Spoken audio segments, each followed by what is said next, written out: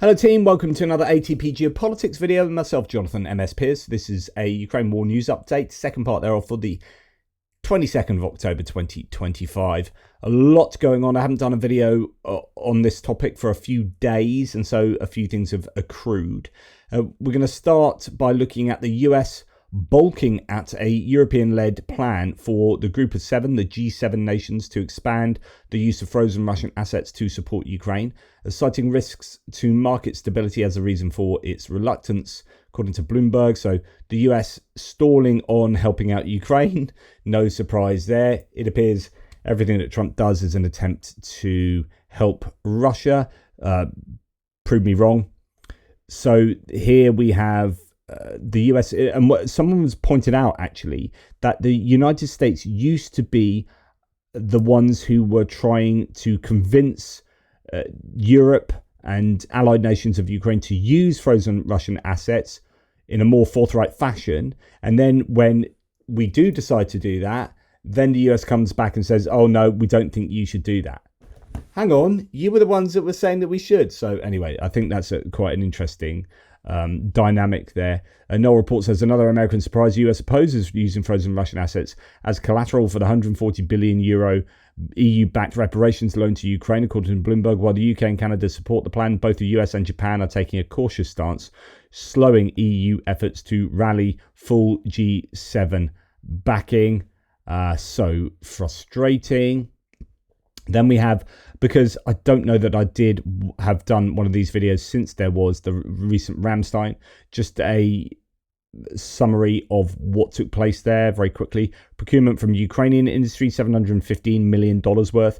Norway pledged $600 million for UAVs for drones, electronic warfare systems and explosives. The Netherlands, 106 million euros for dollars for drones.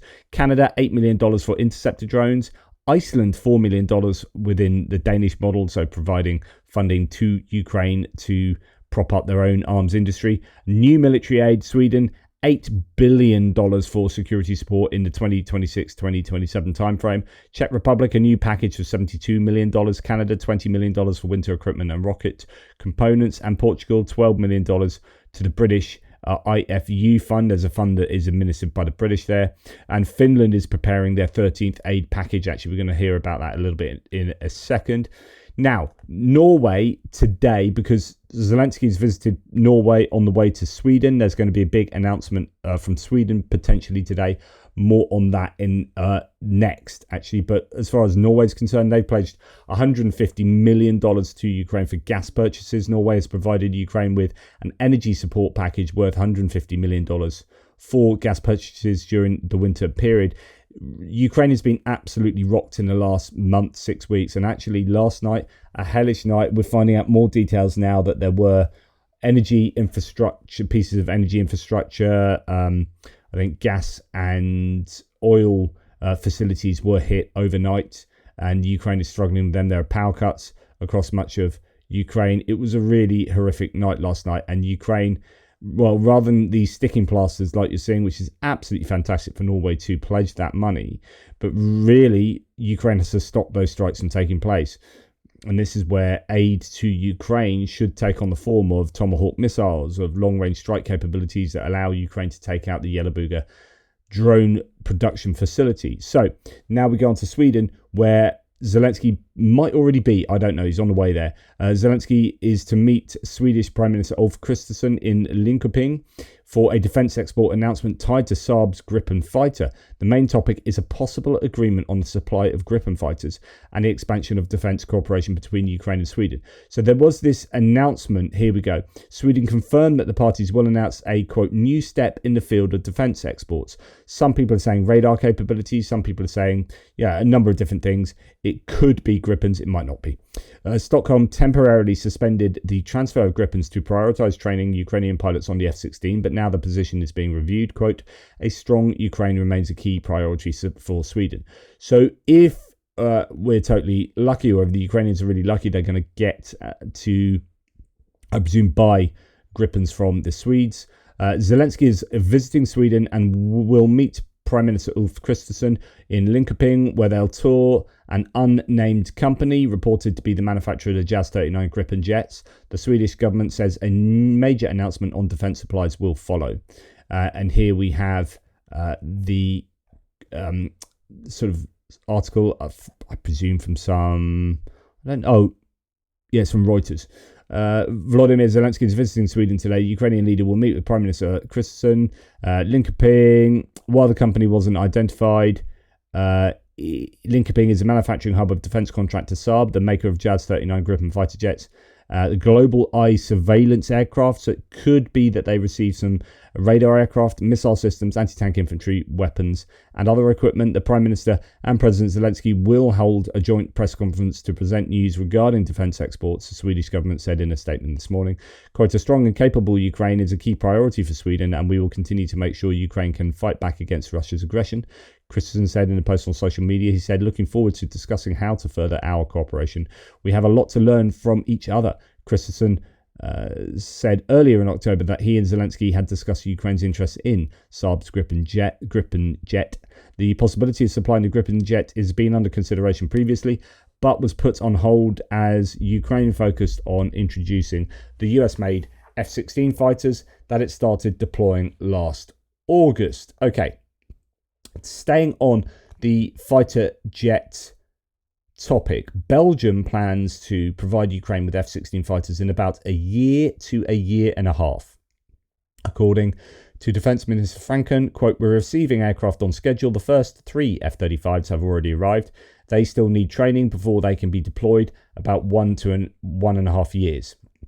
So it seems there's a bit of confusion here as to how long this is going to take. Belgians were previously saying it's going to be quicker than they originally had thought, but a year to a year and a half isn't quick.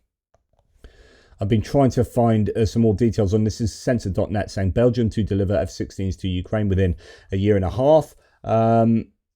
We continue to receive deliveries on schedule. The first 3 F-35s, not 4, have already arrived. They now need to become operational. That will take, I believe, about a year or a year and a half. Once we achieve operational capability, we'll be able to transfer our F-16s to Ukraine, he said. So that does sound very much like a year to a year and a half. Franken noted that the deployment of the F-35s is a very important phase for the Belgian Air Force, and it is directly linked to the handover of aircraft to Ukraine. Quote, this is a crucial phase. I always explain this to the Ukrainians. As soon as we can, we will hand them over. But don't forget that our country has DCA, defensive counter-air capabilities, and plays an important role in NATO's nuclear deterrence policy. This is a cornerstone of our doctrine. In other words, we can't hand over the F-16s until the F-35s are operational, because we can't have that gap, because we provide this important aspect to the DCA. So, yeah, earlier media reported that Ukraine is expected to receive additional F-16 fighter jets from Belgium as early as 2026. So a year to a year and a half does fit in that time frame, but that is late 2026 at the earliest. So that's not looking good for what I think should be a game changer of Ukraine receiving. I think it would be great if they could receive 70 planes and ordnance, and they'd really start regaining or gaining an advantage in the air. Now, Finland is to send Ukraine a 30th military aid package worth 52 million euros. The content of the package and delivery dates are classified, as is normal with the Finnish, to be honest. It's known that it will consist mainly of new orders from Finnish companies.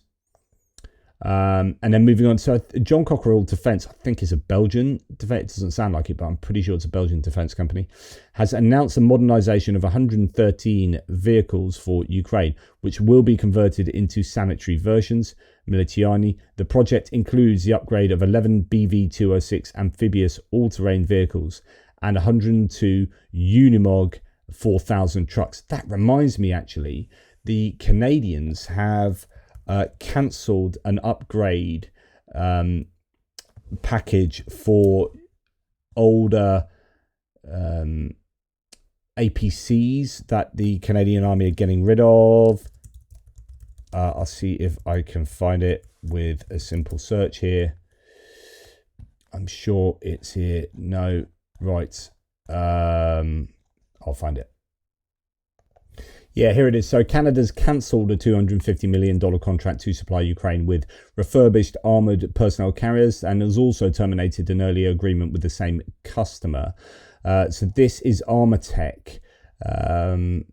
Almost 2 years ago, the Canadian Department of National Defence transferred 25 decommissioned armoured personnel carriers to Armatech Survivability, located in Dorchester, Ontario, for restoration. The project, estimated to be up to $250 million, was part of the defence assistance to Ukraine in the fight against the full-scale Russian invasion.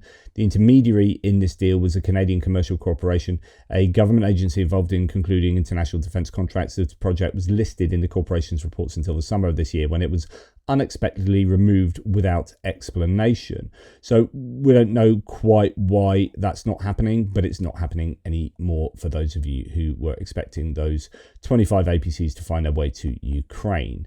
So anyway, John Cockerell Defence there going to be upgrading 11 of these BVTO-6, the amphibious all-terrain vehicles.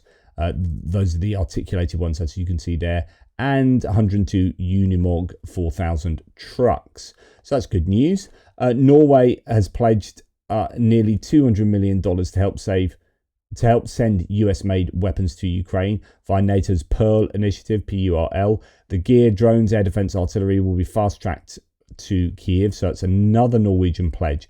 That one happened on the 16th. We have that Italy, talking about PURL, has privately signalled readiness to join NATO allies funding US weapons for Ukraine through the PURL initiative, Bloomberg reports. The shift stems partly from concern that Italy could be sidelined if the programme becomes central among key partners. So they are getting on board. Zelensky's reported that during his visit to the US, he discussed the possibility of signing a contract to supply Ukraine with 25 Patriot systems. Quote, "We will receive these 25 systems every year in different numbers in different years. The White House can change the queue if there is political will." So obviously that's what he wants. It's not necessarily what he's going to get. "We understand which European countries can give us this priority queue." So that's something he's asked for. Don't know that he's getting that. Former EU Foreign Policy Chief Joseph Borrell has said that Russia will only be able to destroy Ukraine if Ukraine is unable to defend itself. If the US does not provide the means to do so, are we going to do it? Question mark. This is the existential question that Europe must answer for itself.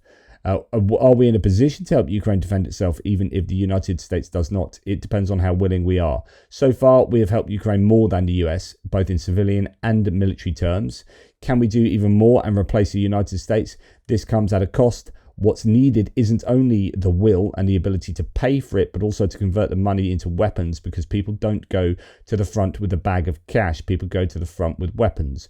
Between money and weapons, there is something called industry, that is production capacity. So that's Joseph Borrell.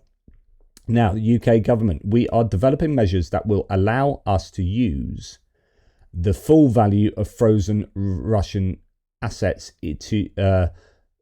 value of Russia's frozen assets to Ukraine. European leaders have said it's not just the UK, actually. This is the UK. This is from the government website in the UK, but actually it was all of the European leaders and Zelenskyy saying, quote, "We strongly support Trump's position that the fighting must cease immediately and the current line of contact must become the starting point for negotiations. We remain committed to the principle of international borders, that they cannot be changed by force. Russia's delaying tactics have repeatedly proven that only Ukraine is serious about peace. We will see Putin continue to choose a path of violence and destruction. Therefore, we're making it clear, Ukraine must be in the strongest possible position before, during and after any ceasefire. We must increase pressure on the Russian economy and its defence industry until Putin is ready for peace." So we have seen some pressure on the Russian defence industry with some strikes that took place last night, taking out some munitions factories in Russia. But unfortunately, Russia is giving more than it's receiving at the moment. So Ukraine really need as much weaponry as they can get.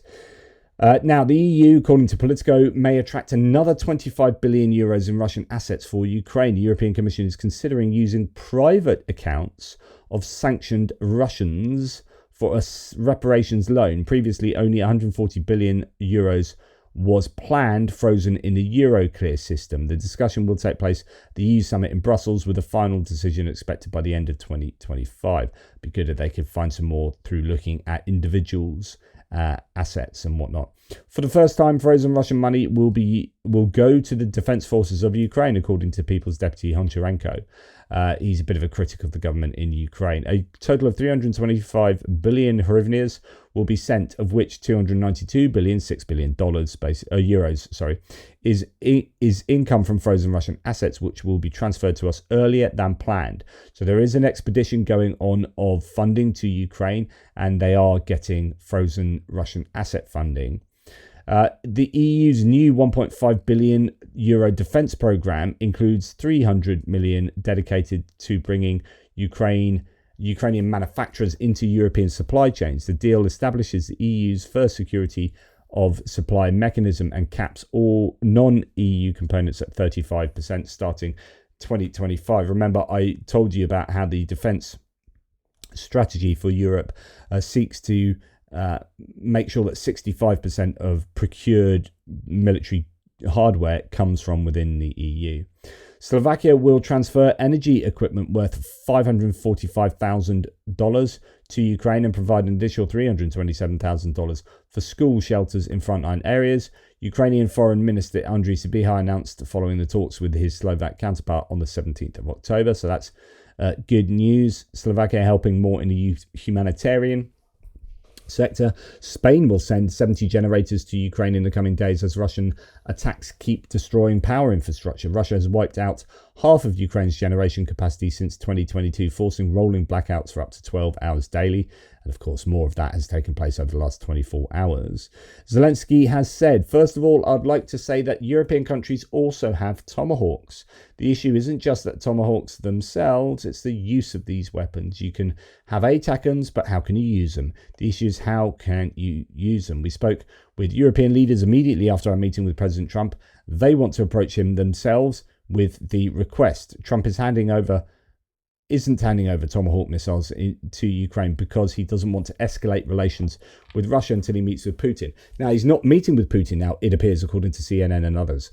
If that is off, if Sergei Lavrov has basically put a kibosh on that meeting in his telephone call with Marco Rubio, then, well, okay, doesn't want to escalate relations with Russia until he meets Putin. Well, he's not meeting Putin. So that means that Tomahawks are now indefinitely off the agenda. Well, that's Putin getting exactly what he wants. Wow. Simple to manipulate Trump, it appears. Or will Trump do a volte-face here and give Ukraine Tomahawks, since that's definitely a capability that they could really do with at the moment. Yeah. But they could come from other European nations, not just from the United States. So other European nations could give them to Ukraine, then get backfilled from ordering from US industry. The problem there is the permissions, and that's what Zelensky's talking about. So look, we can have all the ATACMs we like, but if the US is not going to allow us to target certain depth into Russia or certain targets within Russia, then, you know, they're not quite as useful as you might think. So Tomahawks are only as good as the permissions given to use them. Okay, German-American company Auterion has introduced an analog of the Shahed 136 kamikaze drone called the Artemis ALM-20. So the Artemis ALM-20, the company claims the drone was tested in Ukraine in collaboration with an unnamed Ukrainian partner. Production of the drone has been established in the US, Germany, and Ukraine. The drone has a range of up to 1,600 kilometers and a warhead weighing 40 kilograms.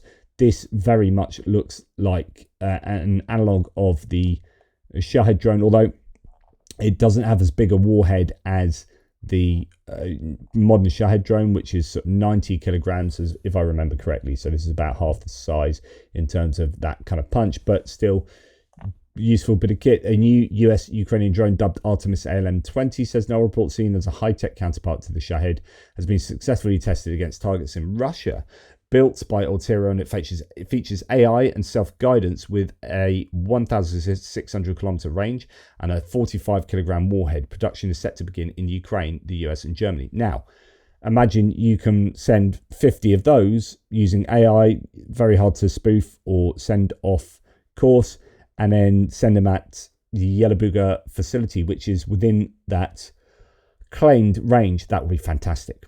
Now, David D, don't always trust what he says. He gets a lot of grief off other OSINT people in the community who think he's very much too positive about Ukraine and always yahooing their successes on the front line and whatnot.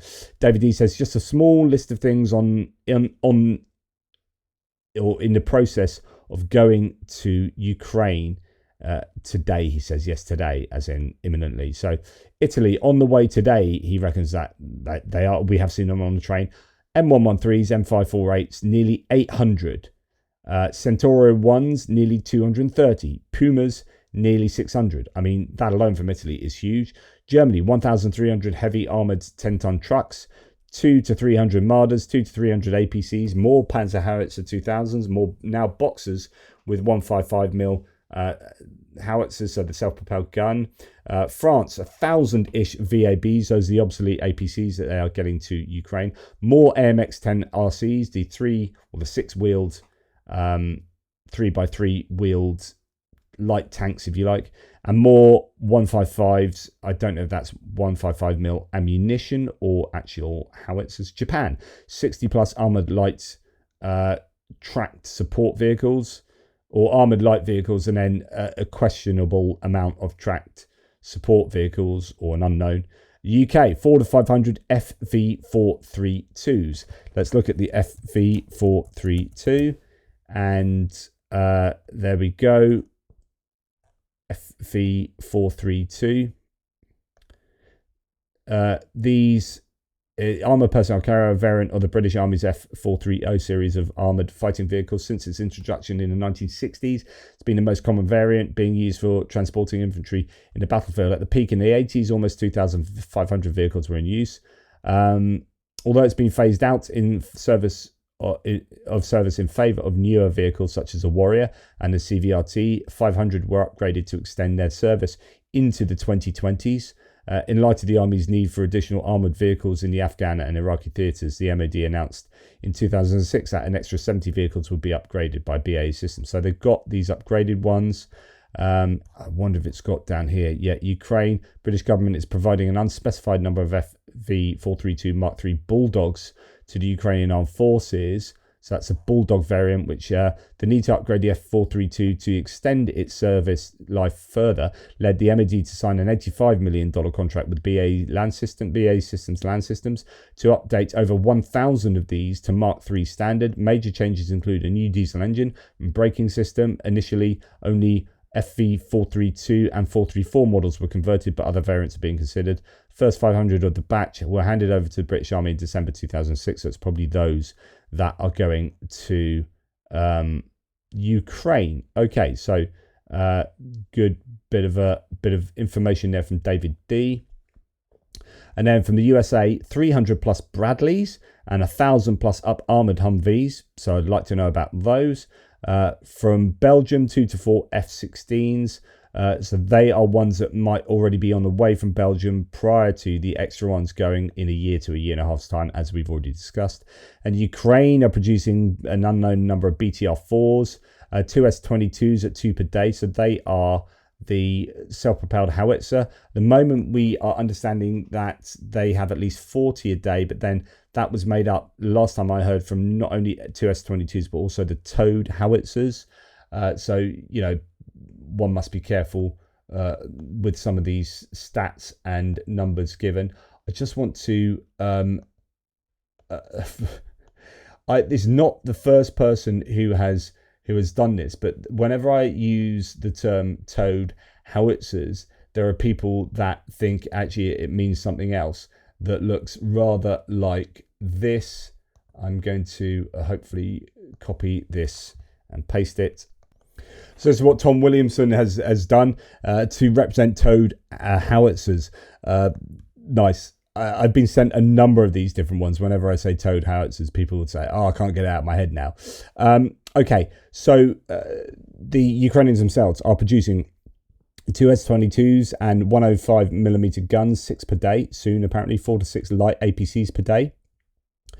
10 plus restored vehicles a day. Czech Republic, 30 rebuilt, highly upgraded to T-72s. The Greeks, nearly 60 203mm guns and lots of ammo, although those guns aren't particularly good. So much more not being openly reported. So that's him being very, very positive about what is on its way to Ukraine imminently, or even getting there already.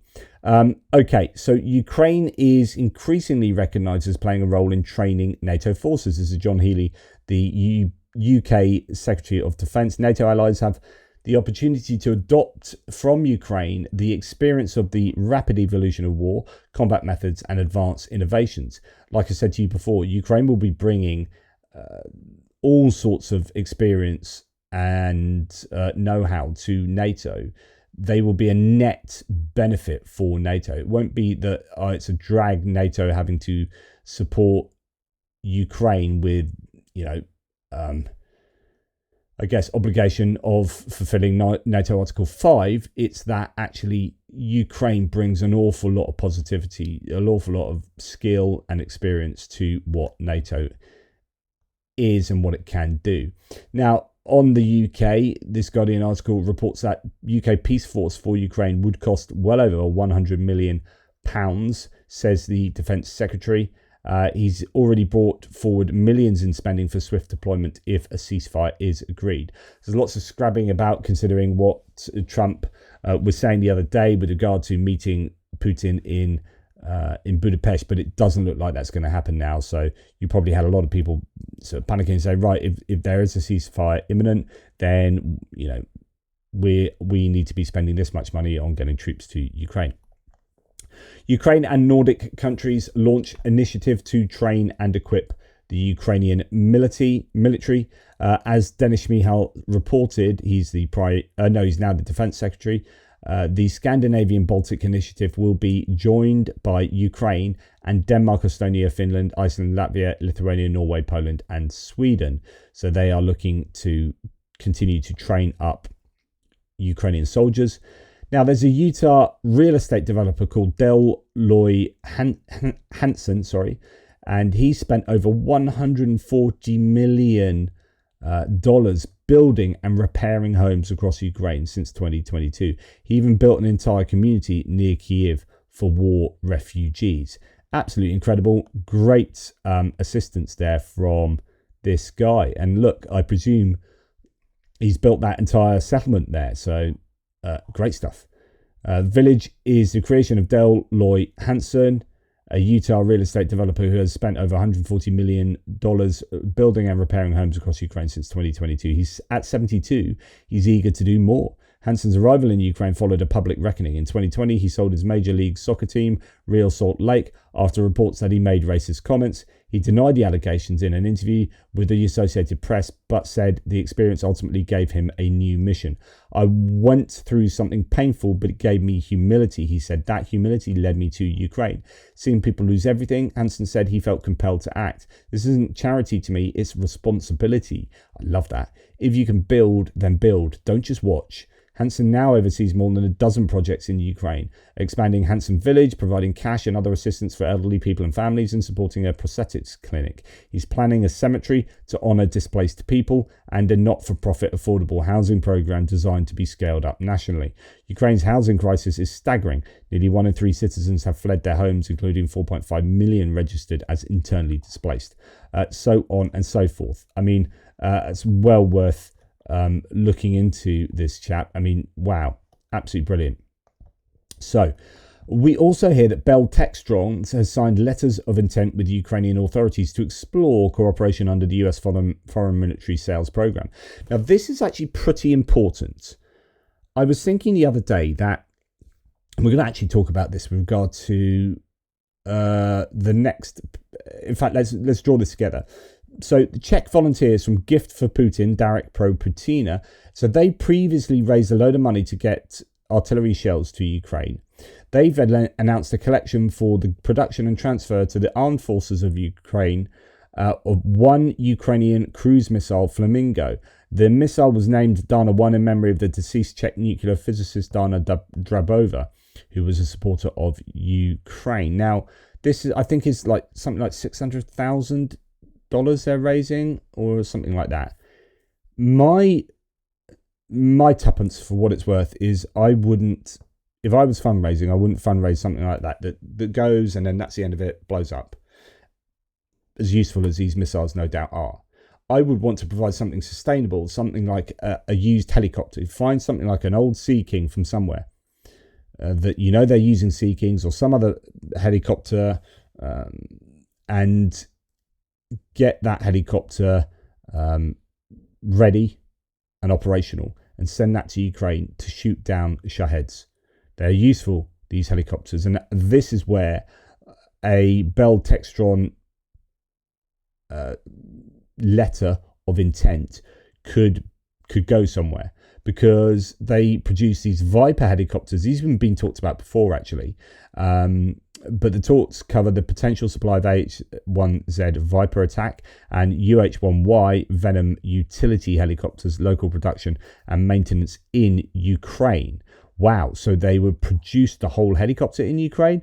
That would be pretty incredible, but they need something like that. A whole host of these helicopters up in the air every night, every day, shooting down Shahed drones. So that's what I would consider if I was organising fundraising on that kind of scale.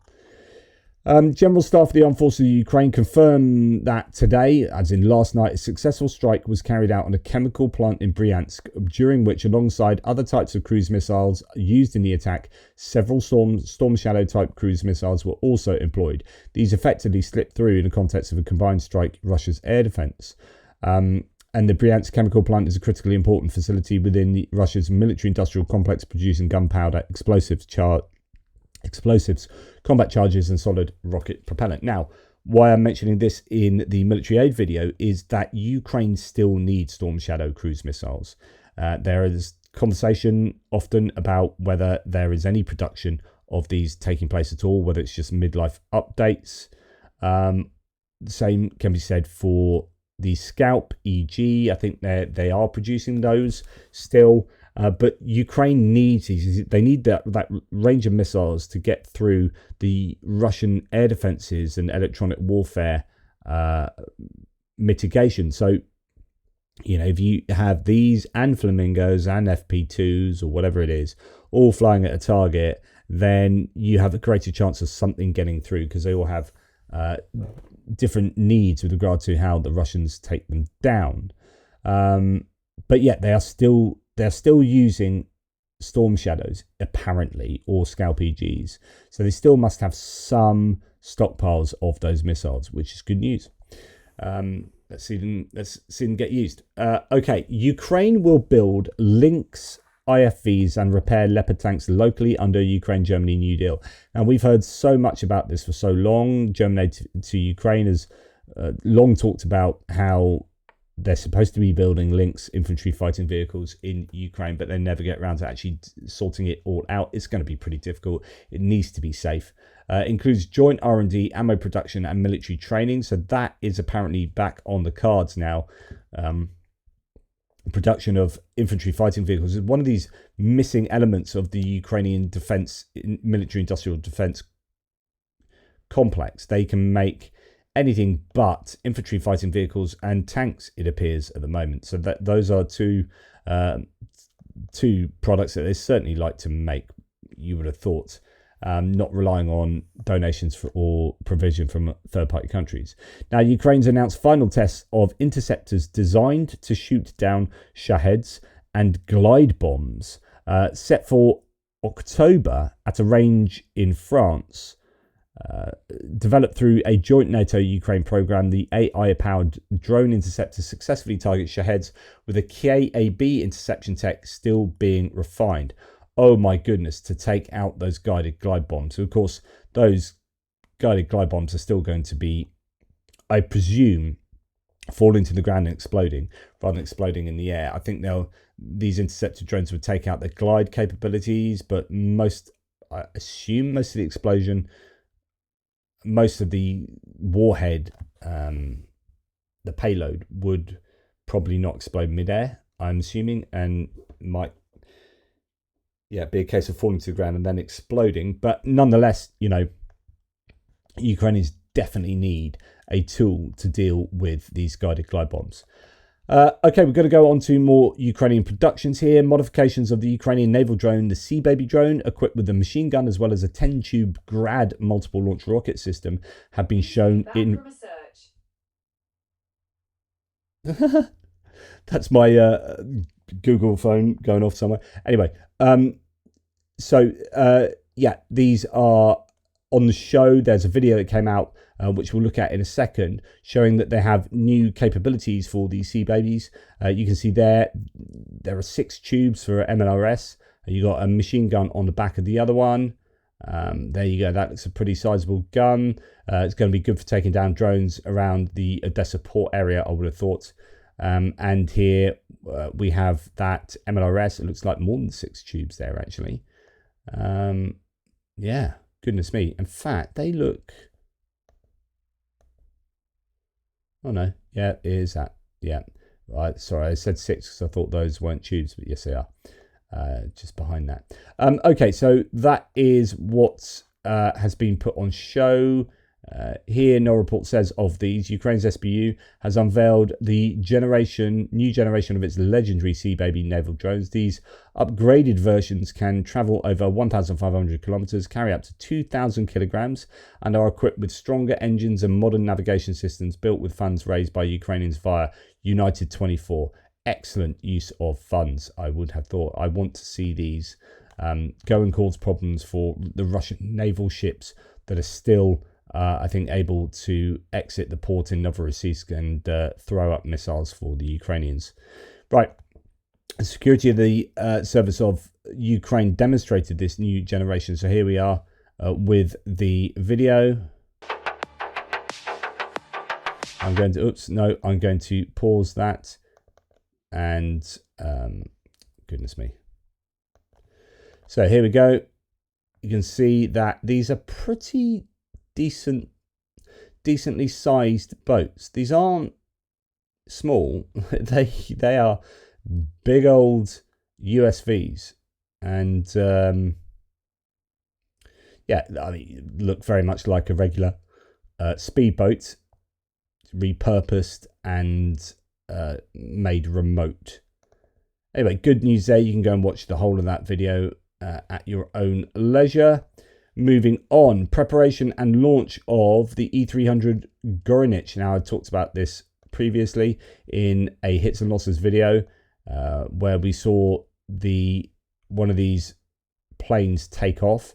These are remotely controlled drones. They are long-range strike drones, and the unit that launches them has a vast experience in deep strikes up to 3,000 kilometers inside Russia, says Anton Goroshenko. It targets Russian oil, energy, and military sites. The operators prepare and launch the Gorinich strike drones. Can carry 300 kilograms of payload, so that's pretty useful. Fly for up to 23 hours, mostly using Soviet-era aerial bombs and mines fitted to hardpoints. As you can see there, Soviet-era bombs and some mortar rounds as well. And that's those munitions in position. The unit has completed 78 successful missions already at an estimated cost of $50,000 per unit. The estimated damage to Russia is about $3 to $5 billion. So getting a really good return on investment from those weapons. And Ukraine is working to counter Russian guided aerial bombs. Several companies are developing special interceptor drones for this purpose, said Colonel Valery Vishnevsky, something like that. According to RBC Ukraine, we've got the drone interceptor. We got a swarm of drones, and as of today, we have artificial intelligence that we can put into any drone interceptor, and it will guide the drones to the target. I'd love to know how successful all of their innovative creations are. Right, now we're going on to Russia and some claims from Ukrainians about what the Russians are able or will be able to produce. In just 3 to 6 months, Russian FPV drones will be able to cover 100 kilometers, reaching major cities from remote launch sites, including from Belarus. Ihor Rykov, head of the Unmanned Systems Service of the 13th National Guard Brigade, Khartia, has said.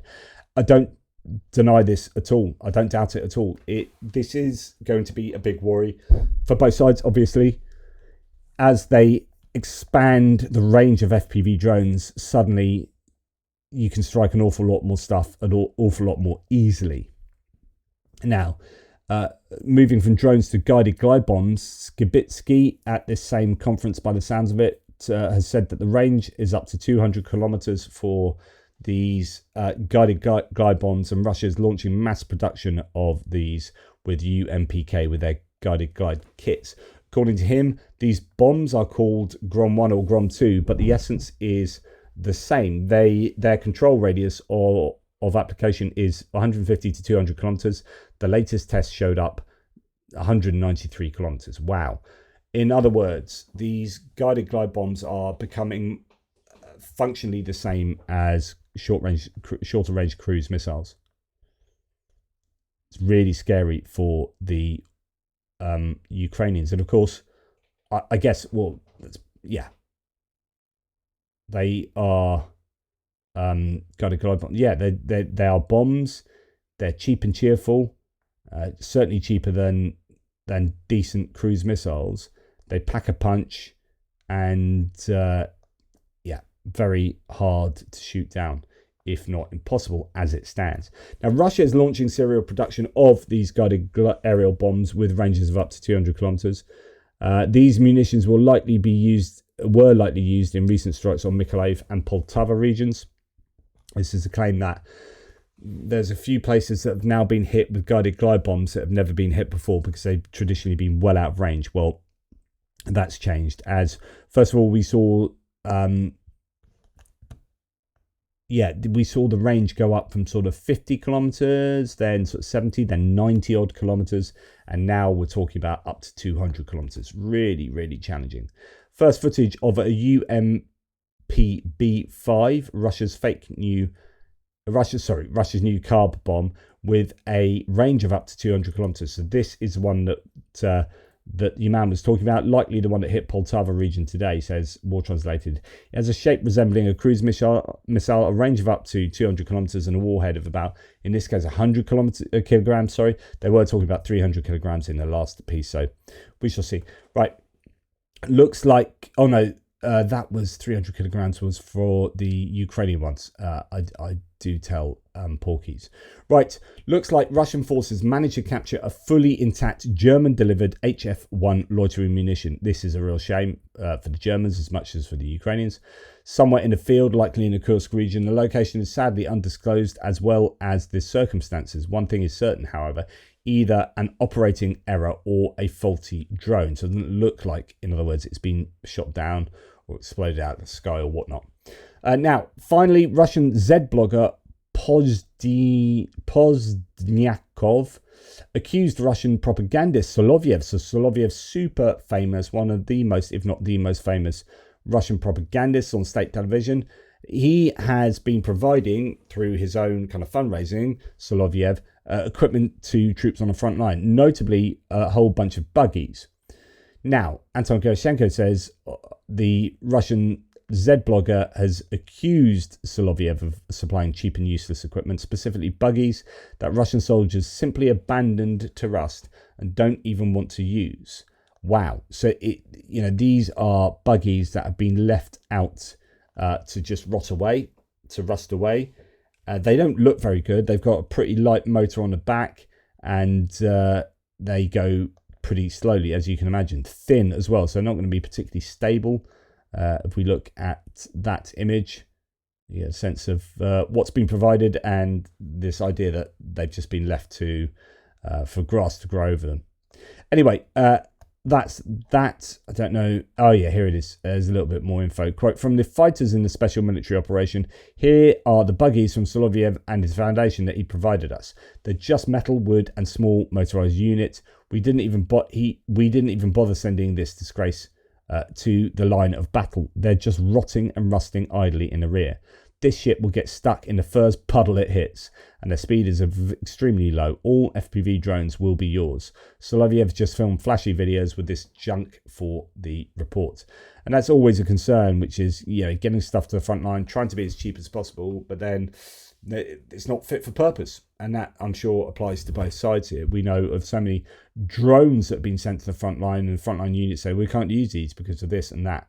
That's why you need a really good working relationship with the drone manufacturers. That's why PURL is so effective. That's why we supported the recent fundraiser with PURL, where we supplied Drone Lab with, I think, something like 18,000 euros worth of assistance. And in fact, I think I've been hearing back from them as well with regard to being able to advertise, what the money's been spent on and what's happened there. So this is what we helped to provide, or that we did provide for Drone Lab. All these drones, fully fixed drones, all these components. This is what PURL have sent us. Look at all of that stuff. I don't even know what half of this stuff is, but we got it to Drone Lab, and they are making these bespoke drones for the 3rd Assault Brigade. 45th, wasn't it? Absolutely fantastic to see that our money is going to the right places to do the right things and build machines that can help the Ukrainians to prevail in this war. So anyway, that's enough from me. I've been banging on for way too long. Just remember, we need Ukraine to get more towed artillery. Maybe they could fire Viktor Orban out of one of these toads, and he could splat his way across the front lines. I'm just going to see if there's any other information that has come out from Sweden, particularly because I know that he's over there at the moment, Zelenskyy. No, I don't know that this is showing anything. Drone strike on Dagestan refinery. Yep. We've got Norway, Norwegian assistance there. Yeah, no, we're not hearing anything from Sweden at the moment. Trump cancels Budapest summit with Putin, but Russia no longer feels pressure to negotiate after Tomahawk threat fades. That's coming from the Euromaidan press there. So, yeah. Okay, well, thanks so much, everybody. You take care of yourselves, and I shall speak to you soon.